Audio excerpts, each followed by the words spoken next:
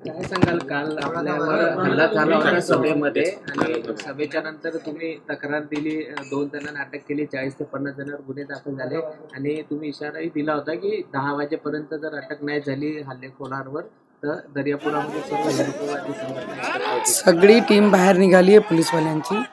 रात्री त्यांनी SP साहेबांनी बोलून ठाणेदार होते आणि जे इलेक्शनमध्ये ज्यांच्यावर जबाबदारी असते ते अधिकारीसुद्धा तिथे होते आणि त्यांनी मला स्पष्ट सांगितलं, मॅडम एकालाही आम्ही सोडणार नाही आणि ज्यांनी जे रात्री ज्या पद्धतीने केला शांतिप्रिय, म्हणजे लोकसभामध्ये आम्ही पूर्ण शांतिप्रिय काढलं होतं आणि आत्तासुद्धा शेवटचे 2 दिवसच उरले होते, पण ज्या पद्धतीने ते हुटिंग करत होते, हुटिंग केल्यानंतर सुद्धा मी शांती वापरत होती, कारण माझी सभेमध्ये काल 200 ते 250 लोक अपंग लोक बसले होते आणि ते सगळे माझी भेटी करता आले होते आणि जेव्हा मी भाषण करत होती लांबवरून ते मला पाहून हुटिंग करत होते। एवढा लांब होता अंतर, फक्त एवढंच ऐकू येत होतं कारण एवढे मोठे साऊंडमध्ये अल्लाहू अकबर अल्लाहू अकबर आणि माझे काही लोक तिथे उभे होते आणि ते ऐकत होते आणि ते चुकीच्या शब्दांनी सगळ्या गोष्टी माझ्यावर बोलत होते। तर माझ्या लोकांनी म्हटलं शांती ठेवा, आम्हाला काहीच कोणासोबत करायचं नाही, शांतीने आम्ही सभा करून निघणार। सभा झाल्यानंतर मी सगळे लोकांना भेटत होती, जसं मी नॉर्मली सगळ्यांना भेटून मला कार्यक्रम संपल्यानंतरही अर्धा तास लागतात। खाली आली, कॉन्स्टेबल महिला होत्या त्यांच्यासोबत बोलली, मग जे हँडिकॅप लोक होते त्यांच्यासोबत बोलत होती मी, लहान लहान मुलं माझे सभेमध्ये होते त्यांच्या आईसोबत त्यांच्या मुलांसोबत बोलत होती। ते बोलताना सरळ तिथून की तेरे को मार देंगे, तेरे को काट देंगे, हम अल्लाह के बंदे, हम अल्लाह के लोग हैं, तेरे को दिखाएंगे। मैं बोली शांत रखो भैया, कोई किसी को कुछ गड़बड़ नहीं करनी है, तुम कुछ भी क्रिएशन यहाँ करो मत। बस मी असं बोलणं आणि त्यांनी खुर्च्या उचलणं आणि आमच्या लोकांवर आणि आमच्यावर जोरात जोरात खुर्च्या मारण्यास सुरू केल्या आणि तेव्हाही सुद्धा मग माझे काही लोक आले आणि त्यांनी मला गाडीमध्ये बसवण्याचा प्रयत्न केला। मग मी पाहिलं की अजय देशमुख सारखे आणि त्या खल्लार गावाचे जे एक कार्यकर्ता ते झोपले होते आणि मी लेट पोहोचले, मग परत ते उठून आले होते। त्यांना जर मी काल नसती तर या दोन्ही माणसाचा जीव त्या लोकांनी घेतला असता आणि ज्या पद्धतीने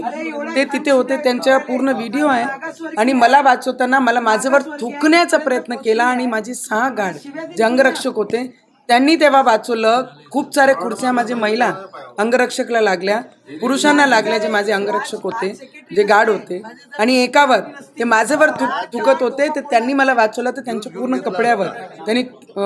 थुकले आणि या सगळे प्रकार जेव्हा झालं तर याच्यातून एकच स्पष्ट होते की देशामध्ये जे व्यक्ती आपले विचारांसाठी लढत आहे, जो विचार आपण घेऊन चालताय ते विचार कोणीही स्पष्ट ठेवलं नाही पाहिजे, पण आम्ही बाबासाहेब आंबेडकरांचे लोक विचारावर चालणारे लोक आहे आणि ते विचार घेऊन संविधानाला मानणारे लोक आहे, ते विचार घेऊन मी मैदानात आहे, कालही होती आजही आणि पुढेही राहणार आहे। जर त्यांची भाषा असन कापण्याची तर आमची भाषा त्याच पद्धतीने राहील, आम्ही शांतीने बसणार आहे। आम्ही तो काळ गेला जेव्हा हिंदू शांततेने एक गालावर कोणी मारलं तो दूसरा गाल समोर करत होता, आज वो स्थिति नहीं है। अगर कोई एक गाल पे मारेगा तो 2 जरूर खाएगा और इसका उत्तर उसी तरीके से मिलेगा जो तरीका वो बताते हैं। तर तो गाव उद्धव ठाकरेजींचे तालुका अध्यक्षाचं गाव आहे, तिकडचा सरपंच आहे आणि ते सरपंच असल्यानंतर 5 वाजतापासून जेव्हा आम्ही तयारी सुरू केली, पहिले त्यांनी धिंगाणा घातला स्टेजचे फेसिंगबद्दल, मग स्टेजचा चेहरा कुठे झाला पाहिजे कुठे नाही झाला पाहिजे त्या पद्धतीने त्यांनी सुरुवात केली।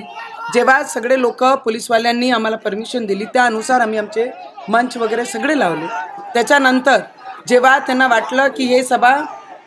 नवनीत राणा काही पोचून नाही राहिली, कारण की मी 4 तास लेट होती त्या सभेमध्ये आणि आमचे बाया जेव्हा येणं जाणं करत होते त्यांच्यावर सिटी मारत होते, त्यांना अपशब्द बोलत होते, त्यांना हुटिंग करत होते, त्या पद्धतीचा व्यवहार त्यांनी काल केलं आणि स्पष्ट आहे की ज्यांचे तालुका अध्यक्ष आहे आणि आज उद्धव ठाकरेजी हे बाळासाहेब उद्धव ठाकरे नाही, हे जनाब उद्धव ठाकरेजी झाले आणि याच्यातून स्पष्ट काल दिसलं की त्यांची जी चिड होती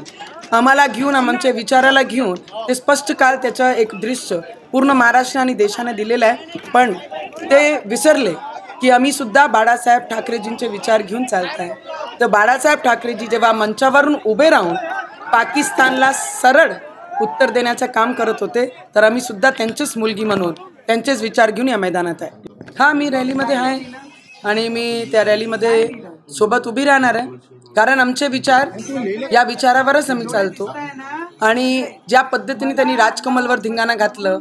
एवढी हिंमत आहे की माझ्यासमोर मला खुर्च्या फेकणं, माझ्या लोकांना मारणं, मला मारण्याची धमकी देणं, एवढ्यापर्यंत जर अमरावतीमध्ये हा सगळा प्रकार घडत असेल तर आम्ही शांत नाही बसणार. मी महिला जरूर आहे, पण मी हिंमत